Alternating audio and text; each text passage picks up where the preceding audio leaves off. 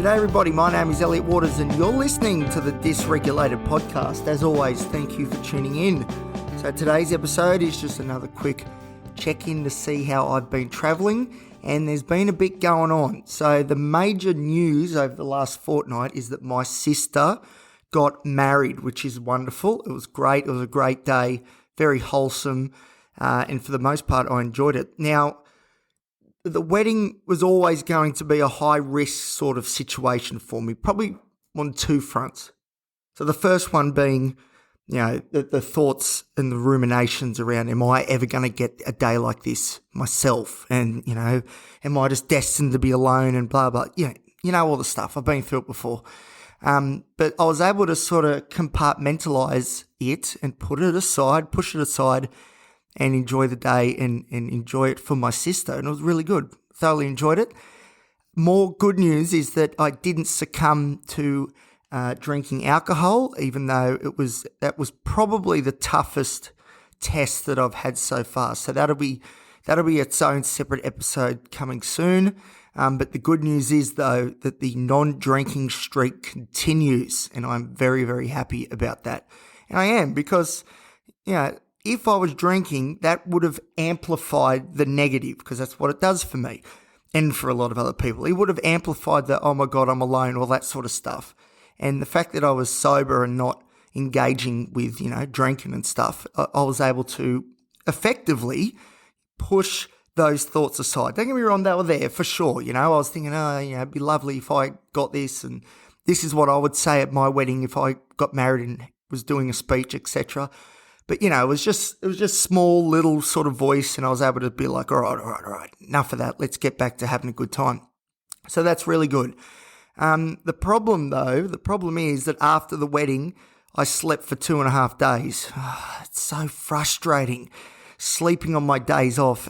Today's a day off. Today's Sunday. I didn't work today, and I haven't gone to sleep during the day, although I'm pretty tired. But at the same time, this has been good. I'm awake. This is great. But last weekend, I was asleep for 2.5 days. It was so bad that, I'm a big Newcastle Knights supporter in the footy here in Australia. And the Knights were playing Canterbury Bankstown Bulldogs, a Sydney team. And there was an away game, so, I was going to go down, but I didn't in the end. But what I would have done, or should have done, is watch it on TV. Now, I set an alarm for when the game was to kick off, and I woke up and rolled back over and went back to sleep. And that is unusual. I don't miss Knights games. It's that tells me that we were very, very fatigued.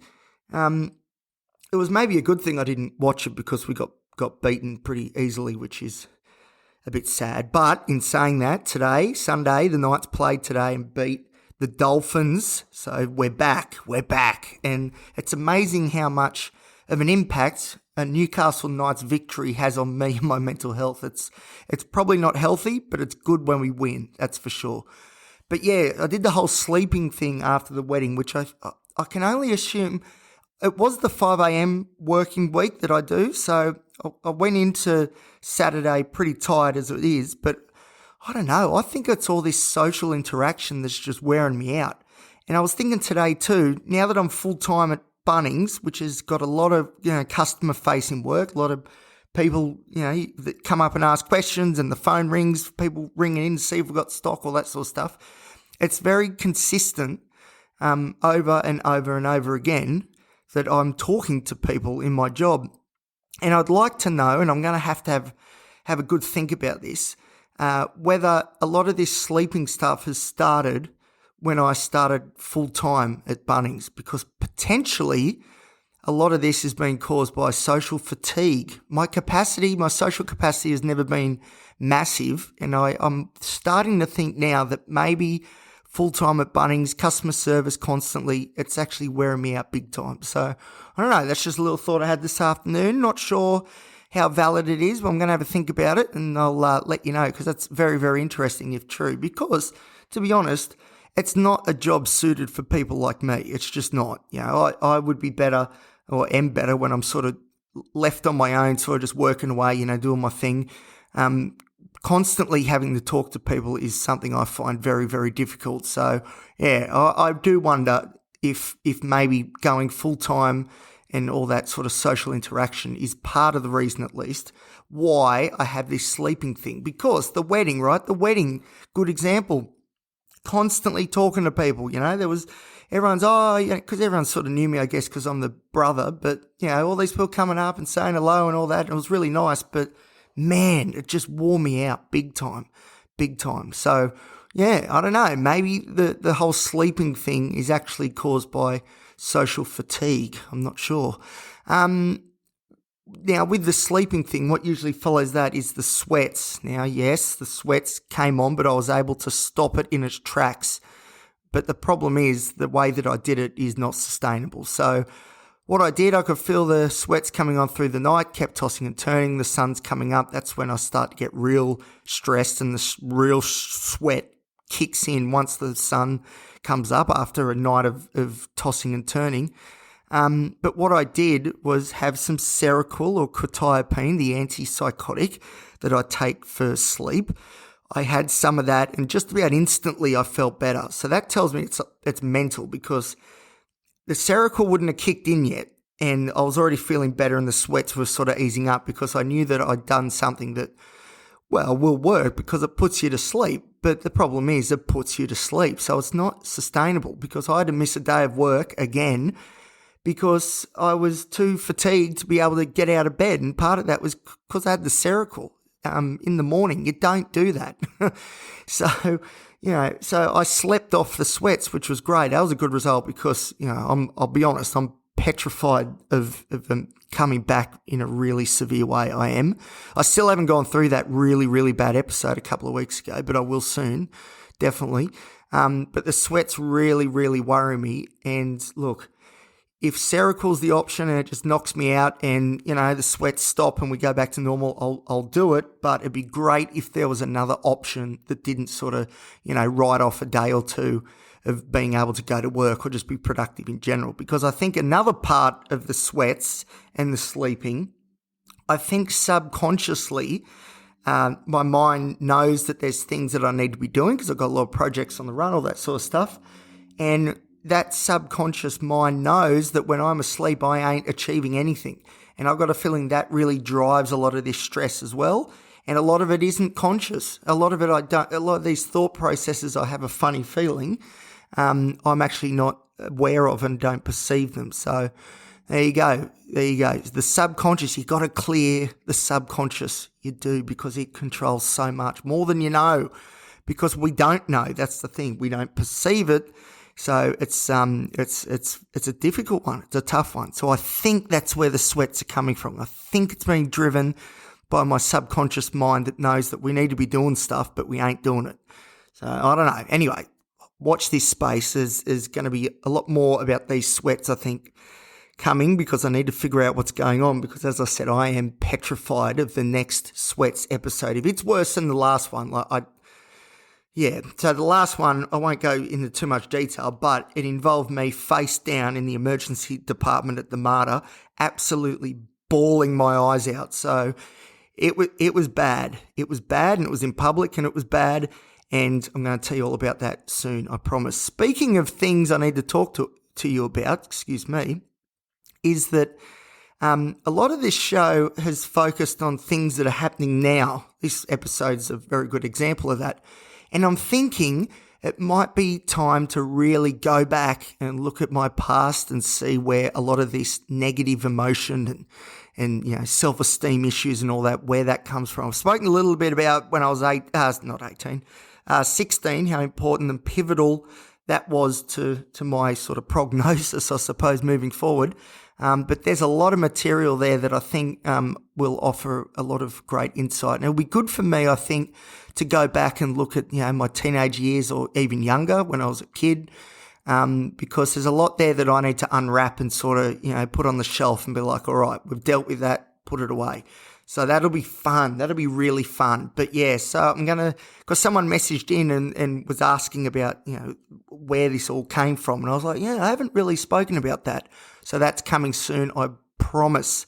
The other thing that is worth mentioning, which I probably should have mentioned before with the sleeping, but anyway, we'll do it now. brain zaps. So when I was asleep, I wasn't having medication, which is not good. So I went 3 days, I think, without med, or 2 days without meds. But clomipramine, the tricyclic antidepressant, the high strength sort of, my core medication, you could say, clomipramine. I went 3 days without it because I actually ran out of it the day of the wedding. And I had an empty box next to my bedside table, or on my bedside table, because, you got to hack the ADHD brain. So I was like, right, I'm going to forget. So if I put this empty box on my bedside table, that will jog my memory and be like, I need to go fill that script. Well, that was all well and good because I was reminded when I woke up that, I need to get a script. But the problem is my anxiety was so bad, I couldn't get out of my room. I could barely get out of bed for a drink of water. That was it. And there was no chance in that moment that I was going to be able to go to the chemist and be like, hey, I'm in public, people looking at me, negatively judging me. That's what the social anxiety is telling me.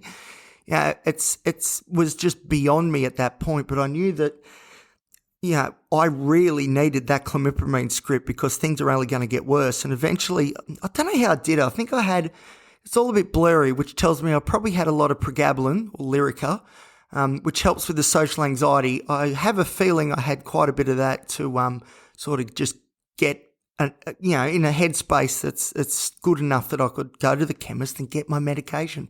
Simple stuff, but very, very difficult when you're battling all these mental illnesses, that's for sure. And it was tough because it was anxiety-provoking, the idea of going there, but it was also anxiety-provoking, the idea of not going there. So what do? I do freeze. No fight or flight, just freeze under my blankets. And that's what my response was until I was able eventually to get there. But I'll tell you what, the withdrawal effects of clomipramine, not good. So a lot of you listening will know about brain zaps. So I got really severe brain zaps. So what that is, it's hard to explain. It feels like an electric shock in the brain, and it tends to happen when I look around. So say I'm looking at something on my left, and then I look over to the right, boom, there'll be a brain zap.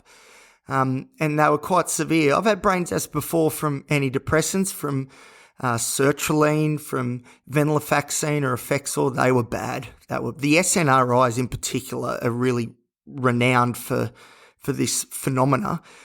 These withdrawal effects. But clomipramine is also an SNRI, but it's very strong on serotonin. So going 3 days without it, it was cold turkey, and it was hell. Nauseous, sweating, sweats again. See, I'm always sweating. Anyway.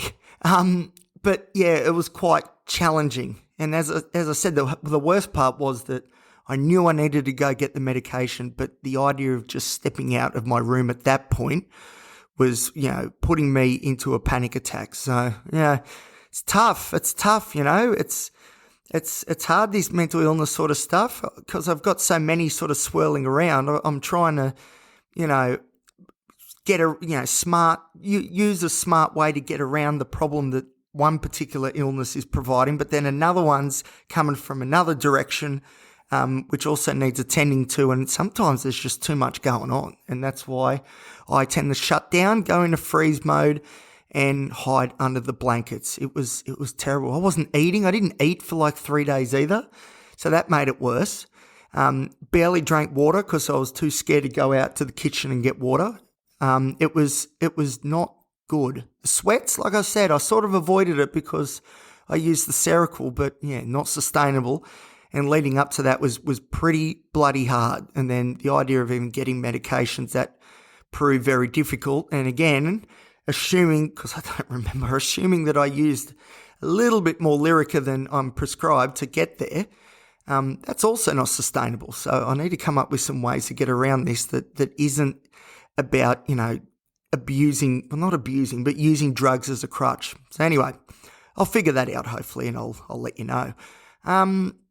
So that's probably it for now. So there's an episode coming soon of the Beyond the Bottle will be coming soon. I'll explain more about the wedding and the difficulties, but also the amazing moments as well, because it really was pretty cool.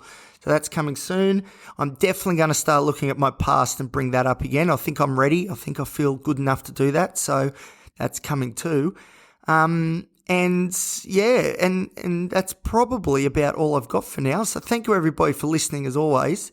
If you'd like to contact me, you can certainly do so on Instagram at elliot.t.waters, and you can like, subscribe, give the show a great rating, and you can share it around with your mates too. That'd be pretty cool. All right, thank you everybody. I'll see you next time here on the Dysregulated podcast.